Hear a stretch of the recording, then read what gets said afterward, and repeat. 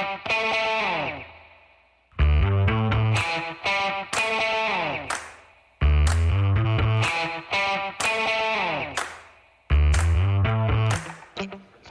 folks. Welcome to another episode of Film Study. This is Ken McCusick. We're here to continue our expectations series today. And today we're going to talk about two players, one on offense and one on defense. If you're following the show, you know that's kind of the format here.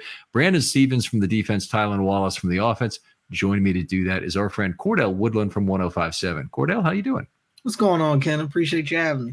Always a pleasure to talk football with you. And I really appreciate you coming on my show. We have more of a back and forth format, which I really appreciate when we're on the radio. Sometimes it seems like I'm dominating the conversation, but I really appreciate your thoughts. The time you've been on draft shows in particular, people have really keyed in on you and been very happy. Some people didn't know who you were, which is surprising to me at this point because your voice is regularly heard on the interviews at the podium for various Ravens players and coaches. Yeah, it's crazy. I mean, it's crazy to hear you say, you're surprised when people don't know who I am. I'm still surprised that people know who I am every time I run into somebody. But, another year coming up, man, excited. I always love this time of year when football is gearing up, ready to go. And like you mentioned, it's OTA's time, been out there, gotten to see a couple of these rookies, gotten to see some of the new faces on this team and some of the returning guys as well. So you can kind of, feel it in the air that football is on its way. It is exciting. And this is our best time. It's some free time between major milestones. OTA is obviously one of them, the beginning of camp being another. We have a fair amount of dead time in here. That's not to say there's not any activity going on in there, but it's a fair amount of dead time to talk about, really set our expectations for some players for next year. We're going to start with Tylan Wallace today because he's kind of the undercard to this pairing, certainly in his fourth year, entering a contract year. I don't think he's the kind of player who is expecting a big payday, but there are questions about whether or not he could be a career survivor with the Ravens, perhaps as a special teams player who also contributed something on offense, or perhaps as a return man. Yeah, I mean, that's kind of his avenue right now. We saw him kind of take advantage of his opportunity last year on the special teams. He had the punt return for the touchdown to win the game in overtime against the Rams. And, he's shown flashes in the pass game. I mean, look, he had a great preseason. And I know preseason doesn't mean anything, but Tylan Wallace was the receiver to talk about when you look at last year's preseason for the Ravens.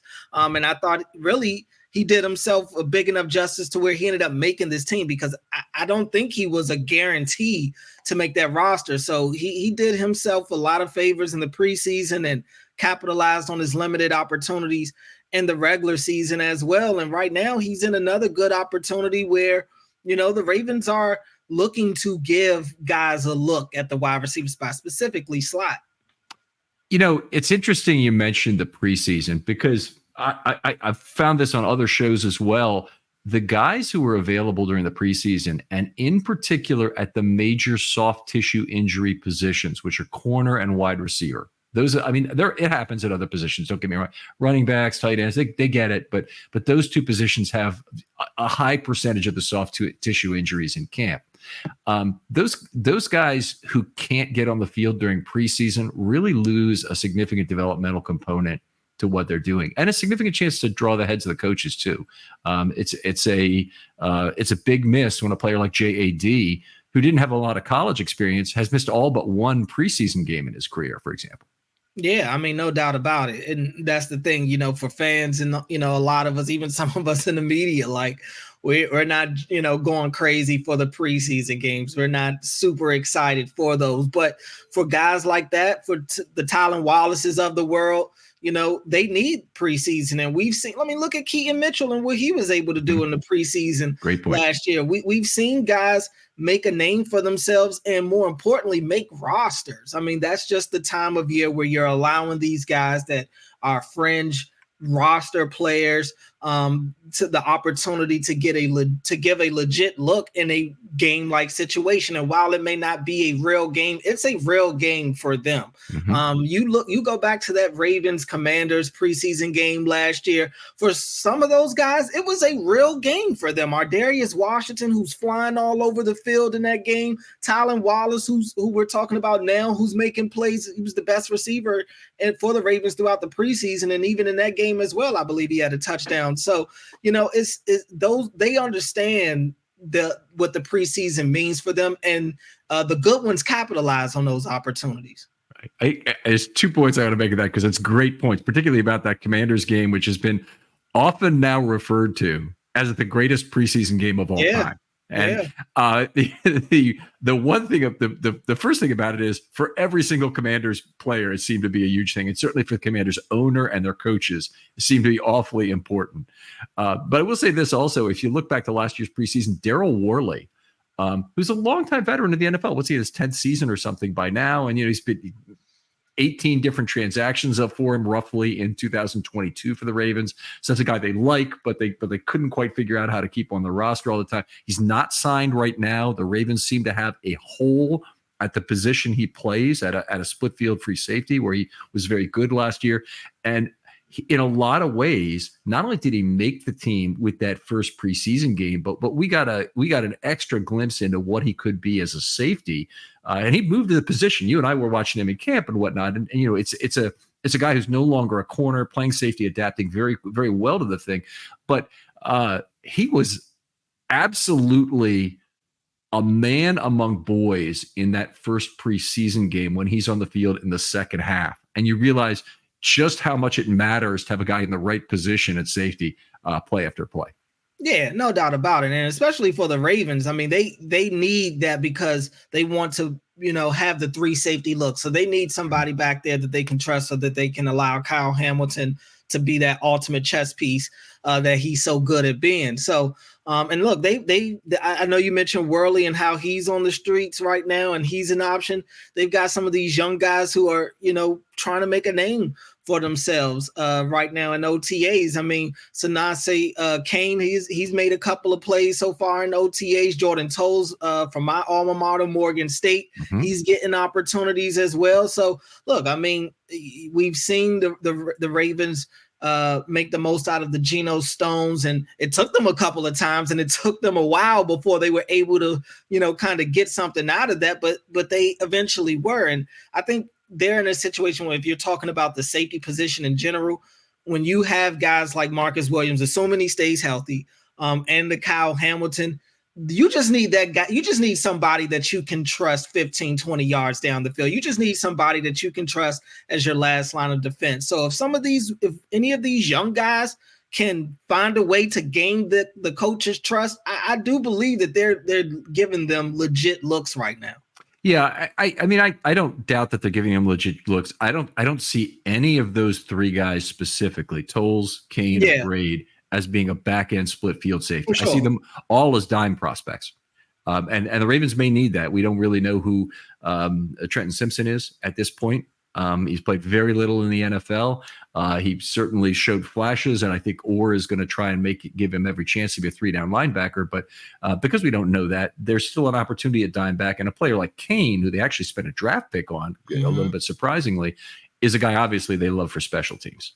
Yeah, I mean, and that'll be the way for any of these guys right now. Special teams is going to be the way that you kind of find your niche, you find your role. That's the first role for most of these teams, but specifically the Ravens. You have to be able to help them on special teams if you feel like you have a shot to make the back end of this roster. And you make a good point. I mean, we don't know what this defense is going to look like this year in terms of their personnel packages.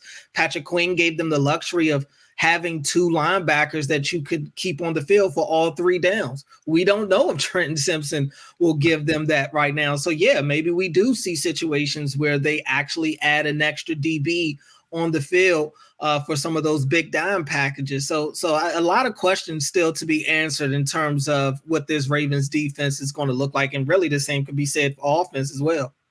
We've done it as usual. We strayed completely into a lot of talk about the defense, and we're talking about Tylan Wallace. So we're gonna bring it back in here just a little bit.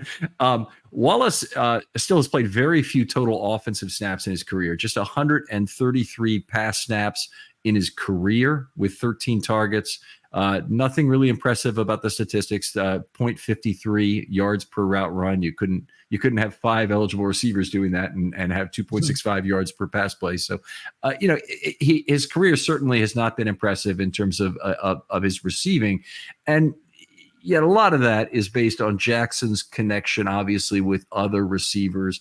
We don't know what he would be if he were really thrust into a role where he had to be trusted. But so far, obviously, hasn't been. He's never carried the football either as a runner, which I was a little surprised by. I thought I remembered him carrying the football before. Yeah, I mean, look, like you said, his numbers aren't going to be overly impressive. He hasn't had a lot of opportunities offensively, and just to be frank, I mean, the people that have been ahead of him have just been simply better than him. I mean, you're not putting him in there over the core that they've had recently of Zay Flowers, Bateman, even Aguilar, Beckham. You weren't putting him in ahead of those guys. His shot would have been when the James Proches of the world were here. And even then, it was tough for him to really get in. Now, granted, they had a different offensive style at that time. They were going with more heavier sets at that point. They weren't as spread. So now with Todd Monken there, and like I said earlier, I do think that there is an avenue for there to be, if nothing else, a rotation of some of these guys in the slot when they want to use a true wide receiver there. If they don't want to put the Likeleys or Andrew split out there, could we see a Tylan Wallace there? Obviously Nelson Aguilar, he'll be thrown in there. Zay, they use inside and out. But Tez Walker, he's another one now, a draft pick.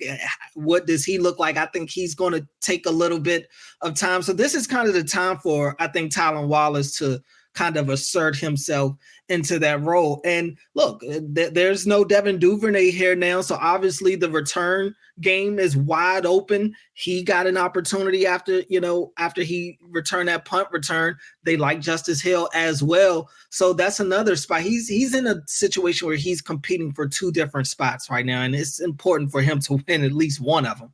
Yeah, I would agree. And I think the Deontay Hardy signing in particular kind of directly impedes him again in a way. So, I mean, obviously impedes him as a return man, because I think Hardy's going to return everything they have, kickoffs and punts. Not 100% sure that. Maybe you've seen in OTAs who's back there fielding kicks and whatnot, because that's always a nice thing to look at. I'll give you a chance to respond to that. But also, I mean, I think Hardy's probably ahead of him on the wide receiver depth chart, given the fact that he's done a little bit more in his time with other teams. Yeah, I mean, and he gives them what they need, the deep threat. Hardy has the ability to take the top off of defense. And I mean, and not consistently, he's another one that while he has more tape, as on field as a receiver than Tylan Wallace does, he's been in a similar situation where there wasn't a lot in that room. So he's kind of on the field by default.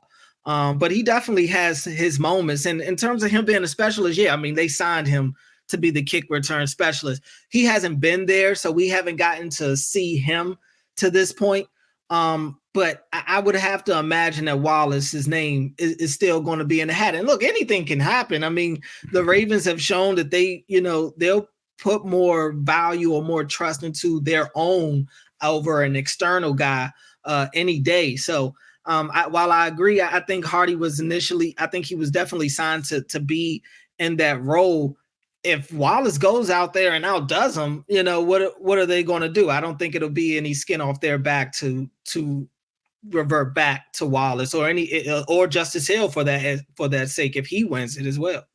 There is a slight difference in terms of Hardy's contract. He has guaranteed money, and almost the entire salary is guaranteed. It's kind of similar to the Arthur Maulet situation last year, where I think, as we were going through camp, I wasn't sure Maulet was going to make it until I heard about the guaranteed money, and then I said, "Oh no, he's going to make it because of that." They've got, it is a sunk cost, but they also like him a certain amount, and they'll make that exchange before they have to decide the guy's not good enough after he comes back from an injury.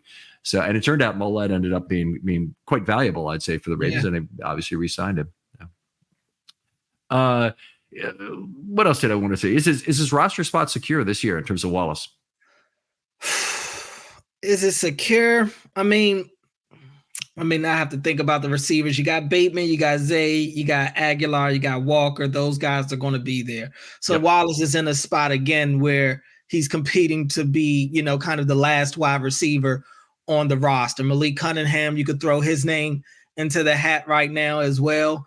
I think he's in the same situation he was in last preseason, to be honest with you, to where he's a bubble guy, and if he does, he's in a spot to where he could again go out there and be the best receiver that they have in the preseason. It wouldn't shock me if that's the case, but is that something?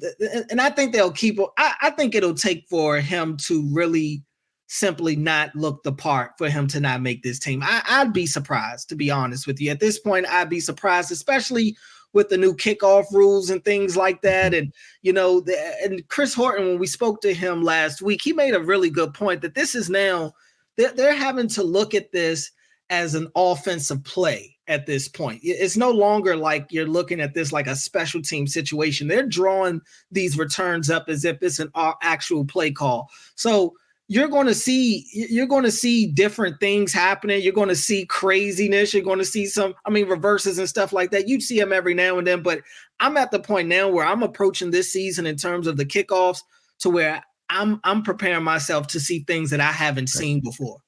I think that is one of the exciting things about this year is just how that the kickoff develops. So I'm looking forward to it too. The one thing I'd say about Wallace in terms of being in the same position as last year, the big difference for any player going from year 3 to year 4 is there's more sand out of the hourglass in terms of the option value the team has. So last year in the preseason, they could look forward to Wallace's option value in year 4 as being meaningful to them. They don't own any part of Tylan Wallace's future at this point. Year 5 plus, there's no value. Just being realistic about it, there's no possible value coming out of a comp pick for him because he's not going to make the minimum for the formula.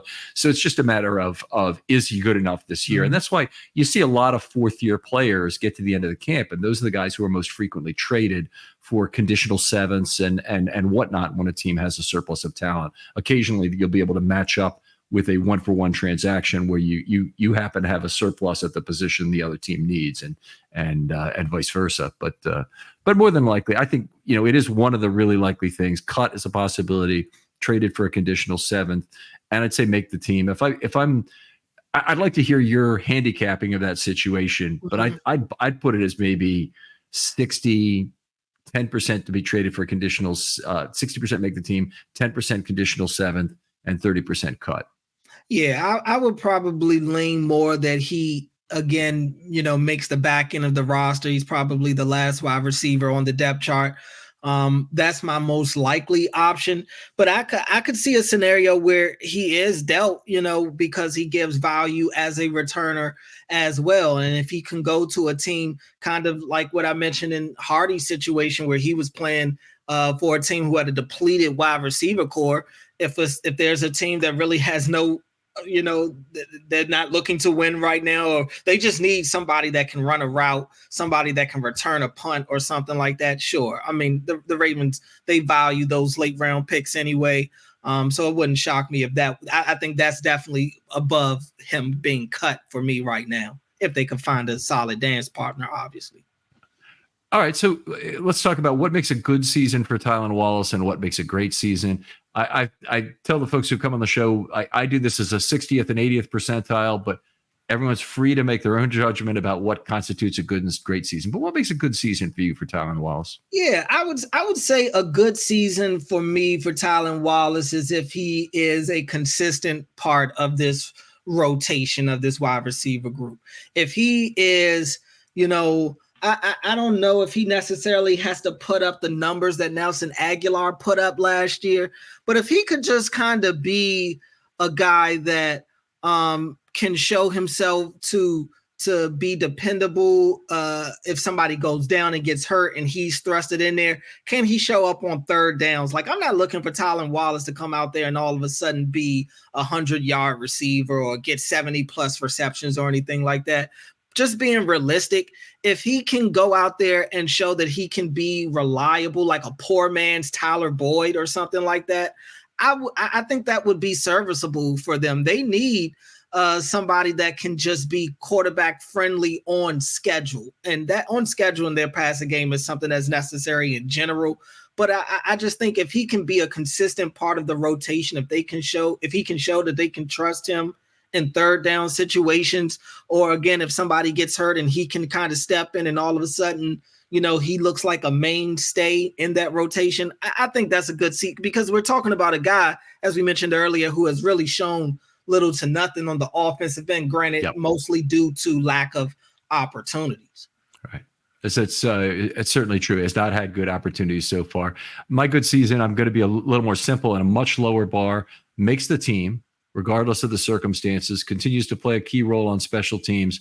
I think he'll have more involvement in coverage this year, and I think he needs to. That's an area where he needs to play well, whereas he lost some of his coverage snaps because he was a key return man for them last year. So I think he's back to being a coverage guy with Hardy here. Tackling and playmaking, I'd like to see a slight improvement in, and I think in a good season he would. And he does enough to be considered a Ravens survivor who might continue on the handshake crew, a vet minimum player on an ongoing basis that provides you that roster fungibility at the end, where you're really working with 57 or 58 slots or 59 slots. The NFL actually increased it by 2 this year to allow teams to carry 2 more guys that start the season on IR. But this is a place where he could provide value. Brent Urban and Anthony Levine and others have in the past.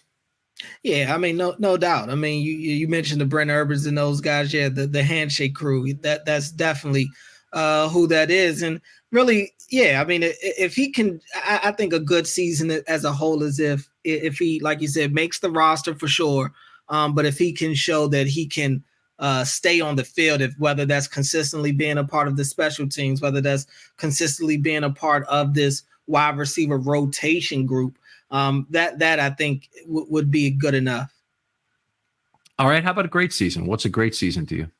A great season for me would be he wins the return job and he's their everyday returner, or at least their everyday kickoffs or, punt return, one of them, because it could be a situation where they switch it up for either of the two right now. We'll see how they decide to go about it. But I think that would have to be a part of it. And give me a couple of receiving touchdowns. I mean, it doesn't have to be anything great. I'm not talking about anything more than maybe 3, but something. Give me some. I would like to see whatever he's giving on the return game, have that translate on the offensive side. We didn't really get to see that with Devin Duvernay.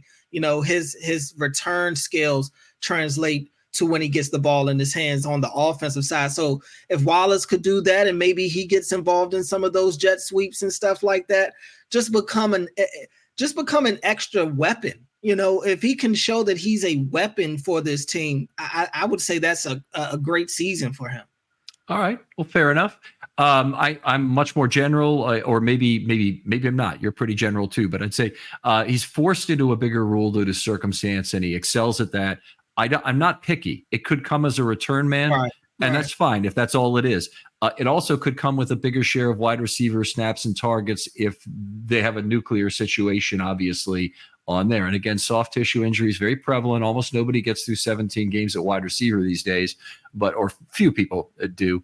And I think regardless, he's a 4-unit core ST player in a great season, as I would see it. If any of those happen, by the way, if Deontay Hardy is not who the Ravens want him to be, that's a bad thing for the Ravens. If the wide receivers are in such disarray that Tylan Wallace is getting snaps, both those things are very bad things for the Baltimore Ravens. It's good things for Tylan. Could be good for Tylan. Good things for Tylan, but like you said, it means that things didn't go according to plan for Baltimore. All right. There you go. Well, let's move on. We spent about 23 minutes on Tylan Wallace talking about the secondary here. Let's talk about Brandon Stephens a little bit. And obviously, he's part of a much more complex situation. The Ravens really have a web of problems to solve in terms of their secondary. They've got a lot of talent. It's just how they deploy it in that secondary.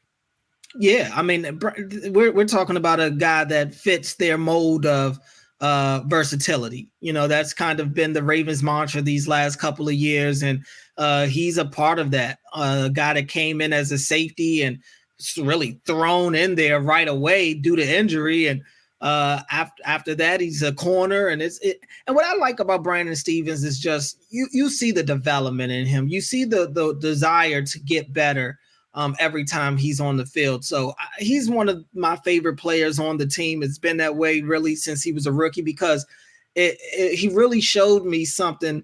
I think playing defensive back in the NFL is one of the toughest things to do in sports. You can't do anything. You can't touch him. You can't hit him. You got to basically let him catch the ball and let him make a football move before you hit him. I mean, I'm losing track of the rights that DBs are losing by the hour. So anytime you can be not just a functional DB, but a guy that can, actually help your defense on a daily basis, you get my respect. So I'm a big fan of Brandon Stevens for sure.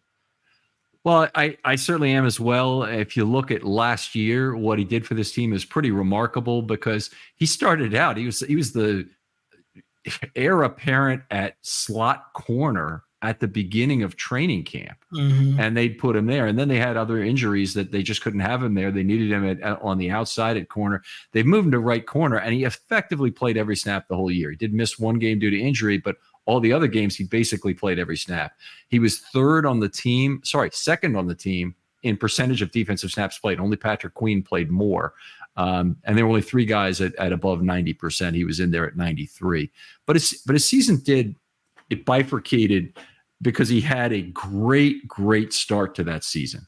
6.1 yards per target through week 12, and then 8.3 yards per target the rest of the way.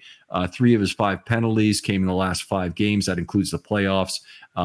And he was early in the season, he was among the most targeted defensive backs in the entire football league, always jockeying with others for within 1 target of the most in the whole league. And he only allowed 2 touchdowns the whole year. 82.4 opposition passer rating is really good in today's NFL. A lot to like about this year, but it is a little concerning that in year 3, he still kind of wore down a little bit as the season went on. Yeah, and honestly, I feel like when just looking at it, I think as the year went on, they started to put more on his plate. He started to shadow receivers. You think back to that Chargers game, he was pretty much the main guy on Keenan Allen a lot of those times. You think back to that Bengals game, he's shadowing Jamar Chase a lot of the times. And the back end of the season, I mean, they're playing some good wide receiver groups that, granted, they still held their own and still dominated for the most part. I just think, like you said, his start was so good that inevitably the numbers would start to balance out a little bit. The eye test, though, I didn't really see too much of a drop off from him. Sure, he started to give up a little more down the stretch than he did earlier in the season. But like I said, you look at their December schedule and the teams that they were playing. I mean, they played the best of the best during that time and going into the postseason as well. So definitely a lot to like from Brandon Stevens. I like that he was able to use his physicality. I like, for the most part, he wasn't a guy that attracted penalties, because that was a problem for him in years past. Being a little too handsy, being a little too aggressive, and in a large part to not being able to find the ball in the air. And that's still a little bit of an issue for him.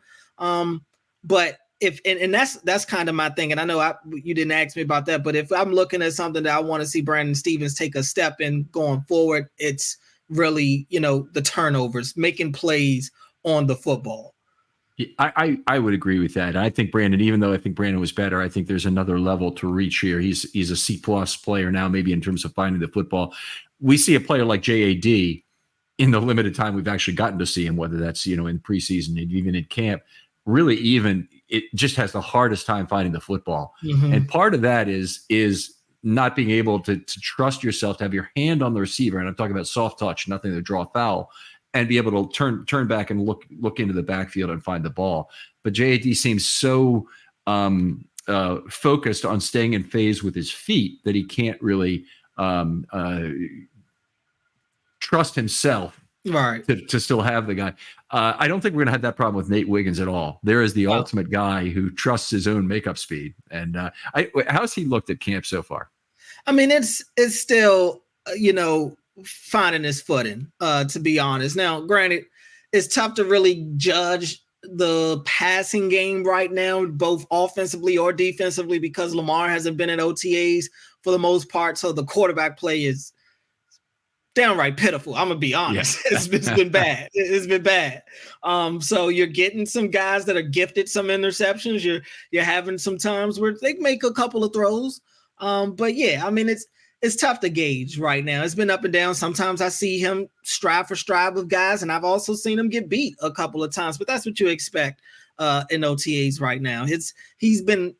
What I like about him, I remember talking to him at rookie mini camp, and he talked about the biggest adjustment he thinks he'll have to make is just learning what he can and can't do as a DB in the professional ranks as opposed to college. College, you could beat those dudes up and down the field. Professional, you can't touch them. You can't breathe on these guys. So you have to really learn how to trust your technique while also, in his case, still wanting to be aggressive and playing the ball and trying to make plays. I think the kid will be fine all in all, though.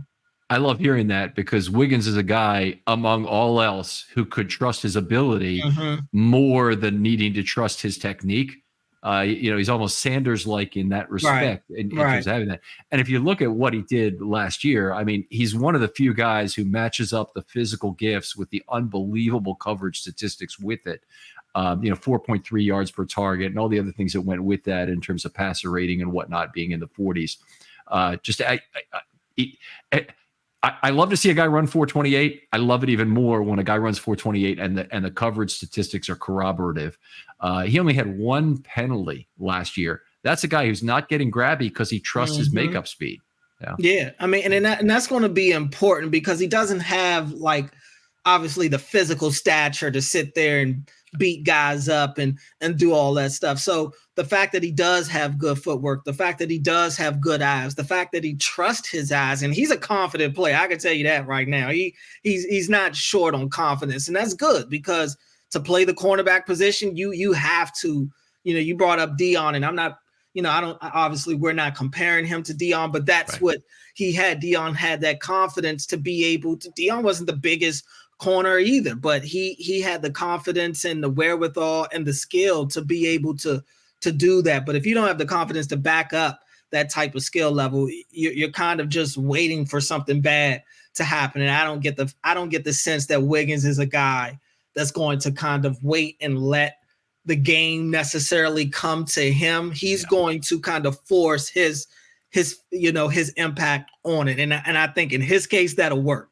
Yeah, Marcus Peters as opposed to other people. So, a guy who's going to try and make a play on the football isn't going to be intimidated against doing that at the NFL level. Getting back to Stevens for a second, the physicality in his game has been something we've really loved. I love the way he works a receiver towards the boundary. I really like his downhill tackling in terms of what he's done that. I hope we get that from Wiggins, but I don't want to make this about Wiggins. Stevens has really provided that in great thing. I do think that the scheme under McDonald really benefited all of the underneath corners, all three of the corners, period. To have a too high shell running from a lot of the time, you rotate out of that. You're always running some game off that. It seemed like lots of matchup zone on both sides, but basically those corners pretty much always knew they had help and could trust their help under McDonald. It is something I want to try and get an opinion from you is do you think the system is going to be very similar under or do you think there'll be changes to it that'll be very non-McDonald-esque? I mean, that's what I've been trying to figure out because, when we talked to John at Zach Orr's introductory press conference, he had mentioned how this is a scheme that they've been building for years. It's not, and that actually gave me a little bit of peace with the situation. Because it's not like it's a situation where Mike McDonald came in and he built this thing from scratch and now that he's gone, the scheme goes with him. He came in and he was one of the guys that was just another author of the book. That's kind of what it was. He added his wrinkle, he added his flavor.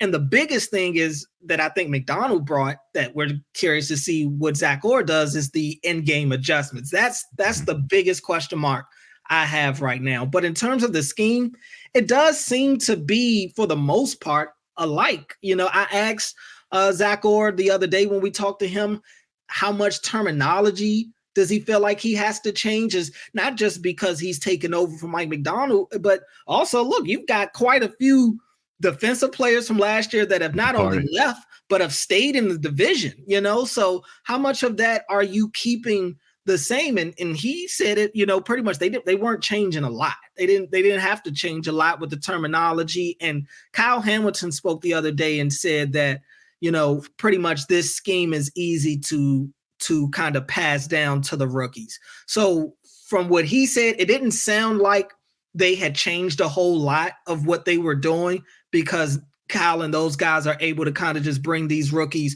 along. And the good thing is, so far in OTAs to this point, there hasn't been a lot of miscommunications. And that's kind of what you look for when you get the change in defensive coordinator and stuff like that. You want to see, are guys still on the same page? And for the most part, it seems like they have been.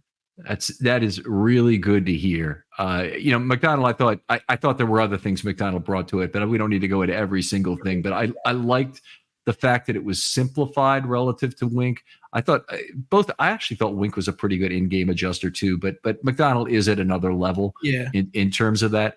But Wink, if you look back to previous Ravens defensive coordinators, I mean, as great as that group has been, and it's been a very classy line, Wink was really one of the special ones. I mean, I would have said before McDonald came along that he's in the top three with Lewis and who am I forgetting? There's Ryan, Lewis and Ryan. Right. But every one of them really has been good. Madison has been the only guy who's been kind of just an average guy, and most of them went on to big things. The other thing I hear a lot is people getting upset that John Harbaugh is losing all the coaches that he's going. I mean, does that kind of irk you in some way too? I mean, obviously they've lost a lot of coaching talent, but that's what's supposed to happen when you're successful.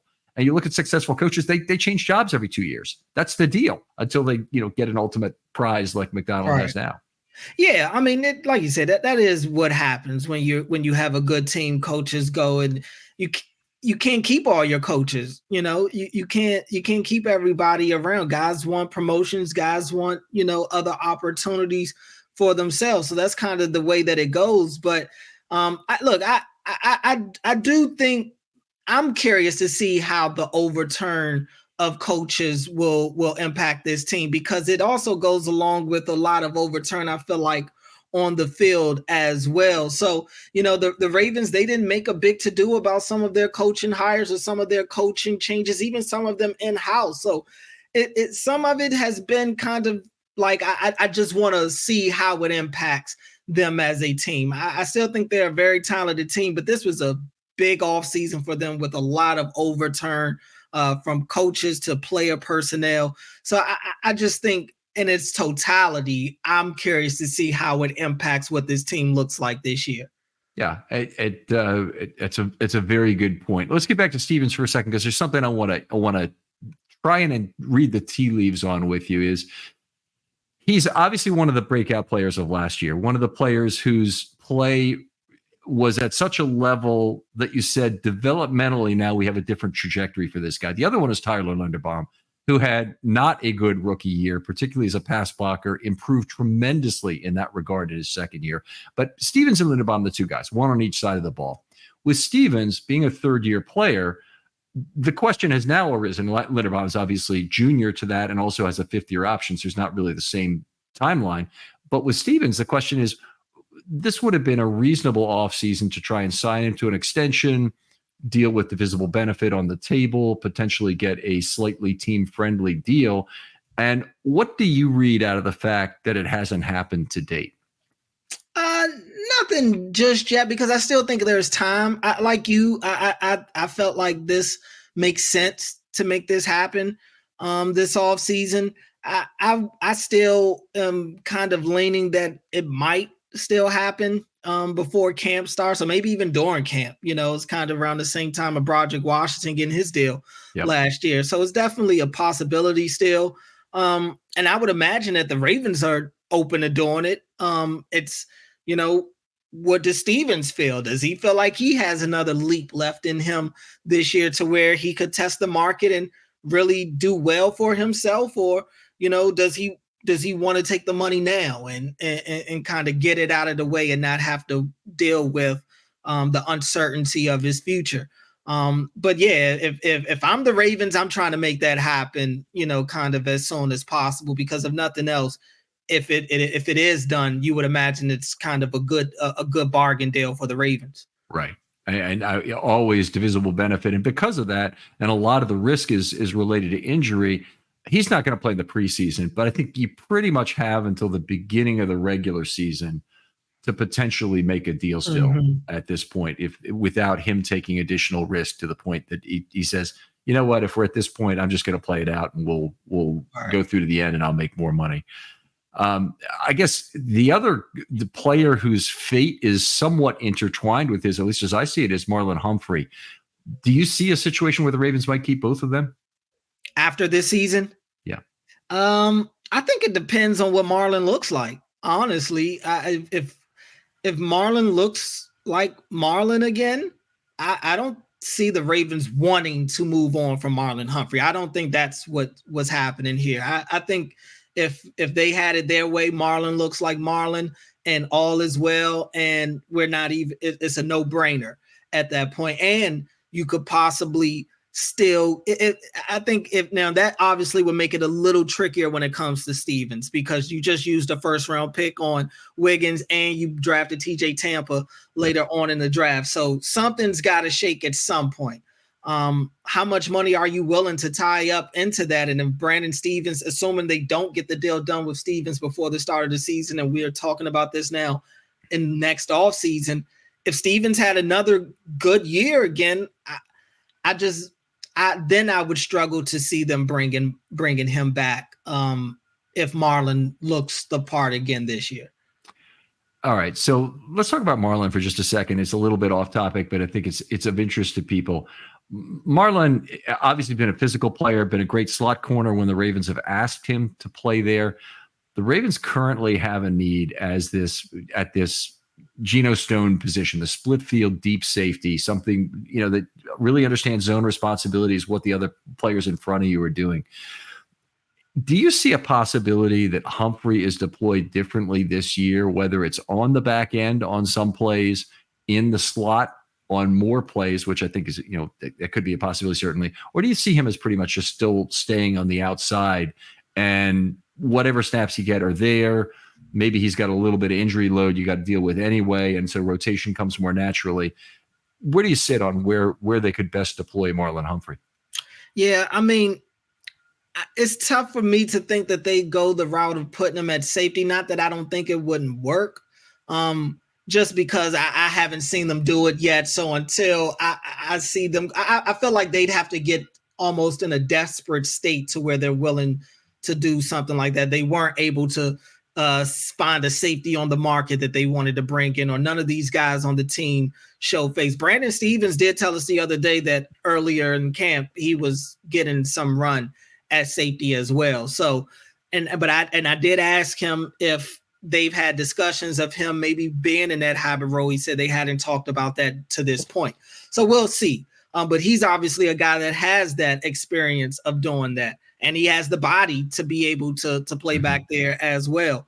Marlon, I would probably put more stock into Marlon playing more in the slot than I would him at safety at this point. Just because, like you said, he's so good there. That's a place we've seen him at. That's a place that they've shown that they're comfortable with playing him at. He's good at the nickel blitz. He's good blowing up the screens. He's good in the run game. So you don't lose anything there. And they still have Millette, who obviously that's his role as well, is to be a part of that nickel spot rotation. But I just think Marlon will be an inside-out guy. I think predominantly he'll still be outside. Like, for the most part, I think you'll still see Marlon used the same way that he has been in the past, with maybe a little increase in the percentage that you see him in the slot. I can see them doing that now with Wiggins being there. Maybe Wiggins shows that he can, stick with some of these, the George Pickens of the, even though, Pickens is bigger than him too.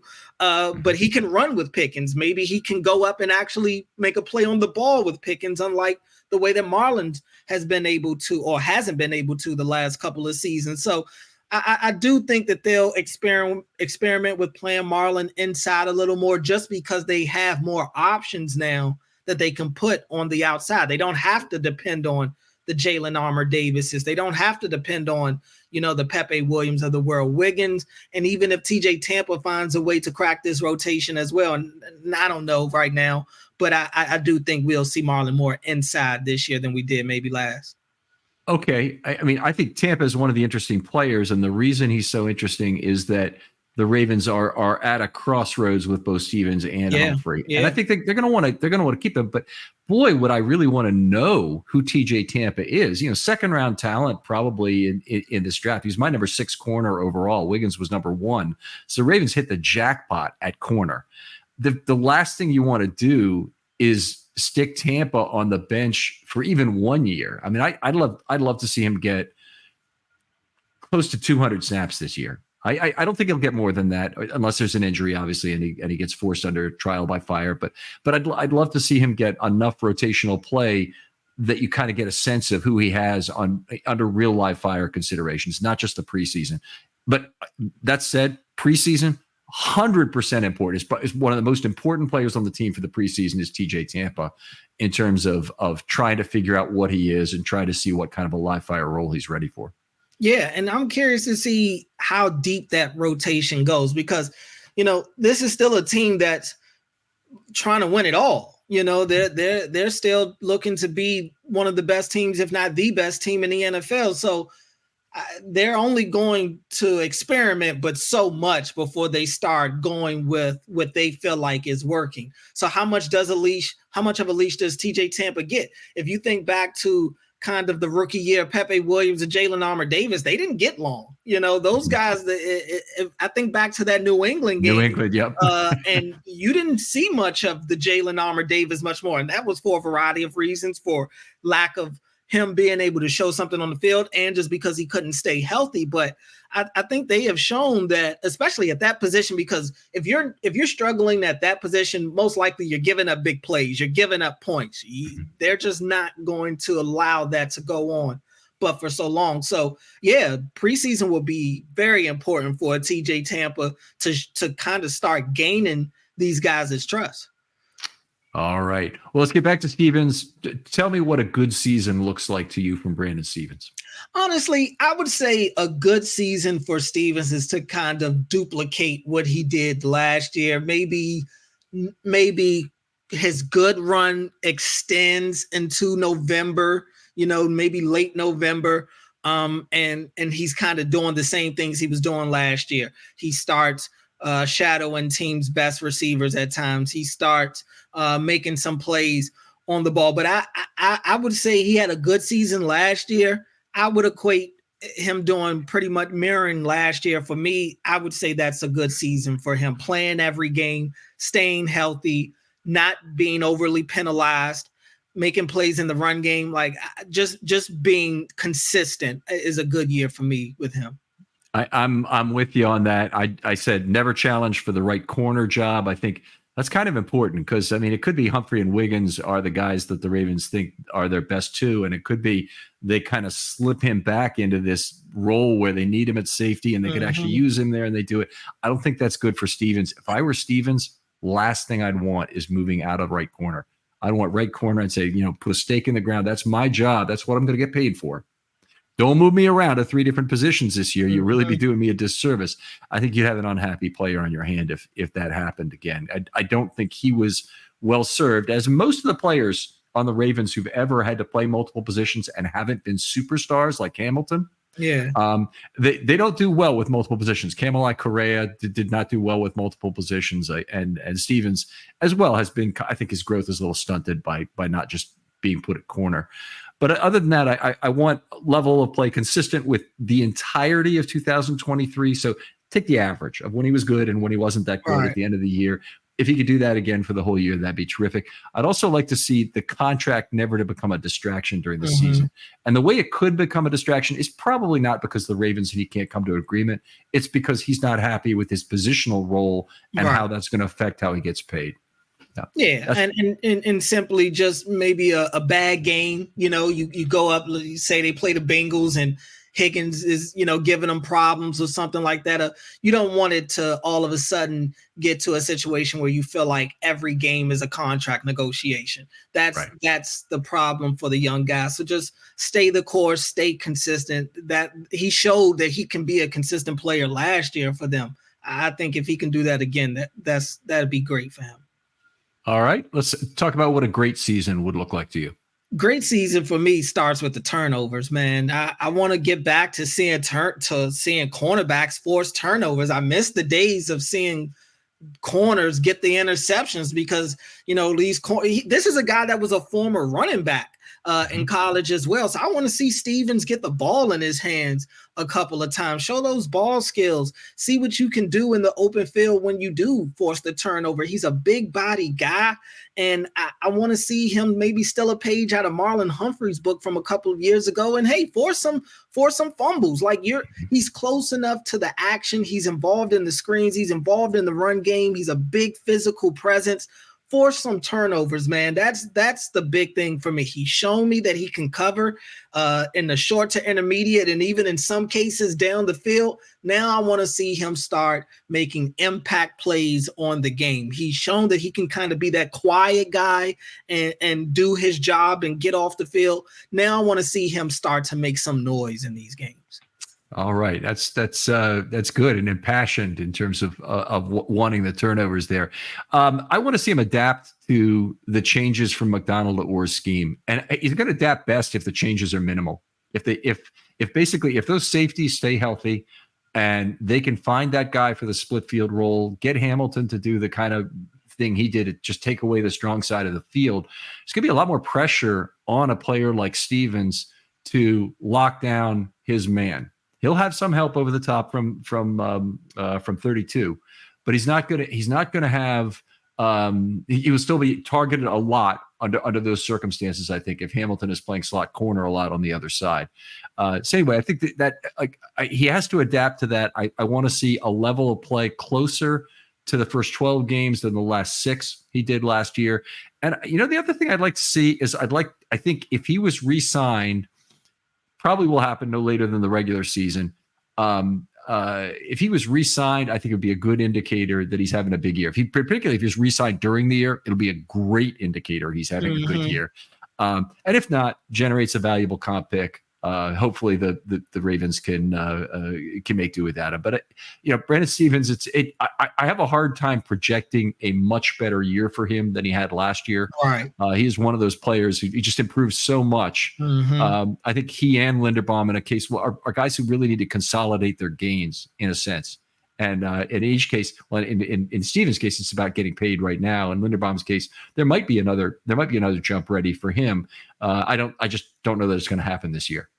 Yeah, I'm hoping so. I mean, look, it's a lot of turnover on that offensive line, so we'll see with Linderbaum. But the dude has shown he's definitely got the talent and the smarts and the maturity. So I definitely believe that he's got another leap in him this year. I just wonder how much the moving pieces around him will impact him, and not just him, but maybe even Ronnie as well. Some of these guys, the two staples that he and Ronnie are now on this offensive line, they're going to have 3 new faces going along with them. So that the offensive line is the only group where it's truly a chain, where it's truly one link breaks and the whole thing could fall apart. So I'm curious to see what those 3 vacant spots look like and how it does impact them. But I do think the world of Linderbaum. All right. Always an incredible pleasure to talk football with you, Cordell, whenever we get the chance. I love having those bouncy discussions when we have a chance for a little more time on air. Tell folks where they can find anything you're doing online, talk to you online, and where they can hear you on 105.7. Yeah, I appreciate the invite, Ken, as always, man. Always love talking football with you. People can find me on social media at Cordell Woodland, just how it's spelled. And you can catch my show Shaking It Up Sports on 105.7 The Fan. Download the Odyssey app. You can check me out anywhere, even if you're not in Maryland. Obviously, the Orioles baseball season is going on right now, so I'm covering them as well, to also go along with, I should say, covering the Ravens with OTAs right now, getting ready to wrap up, and mini camp right around the corner. So the time of year where I'm juggling both teams is happening now. So you'll hear a lot of me on the station. Jealous as hell of your job, Cordell. You certainly have a great job covering the Orioles and Ravens. Those are my two teams, of course, and I'm loving life when I have the overlap of these seasons. Yeah. Other folks out there, if you'd like to be on a film study short, hit me up. Look for the recollection series. Just tell me the player you want. I'll set him aside for you. Somebody picked James Hurst today. That's going to be a good discussion. Yeah. Great choice of player there. But Cordell, thanks again for coming on. Thanks for having me. And we'll talk to you next time on Film Study.